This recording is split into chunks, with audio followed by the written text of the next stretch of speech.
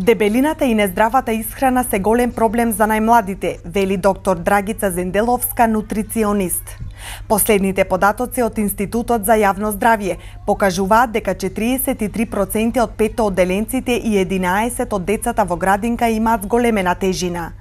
Вишок од килограми кај оваа популација тешко се намалуваат, а последиците според педијатрите се опасни по здравјето. Од дијабет, кардиоваскуларни заболувања до хормонални пораметувања. Во последно време се почесто зборуваме за здравата храна, додуша и веќе маркетиншки премногу се зборува на таа тема. Редно е да се почне со муабетот здрава храна уште кога децата се многу мали, да не кажам уште кога ја вкусуваат првата храна, затоа што во суштина пред се ни е многу битно нивното здравје. Со оглед на тоа дека моето искуство покажува дека кај децата, за жал во ваква возраст предшколска, многу често се јавува не само дебелината како проблем, него веќе и дијабетот, имаме и хормонални пораметувања и така натаму и многу посериозни заболувања.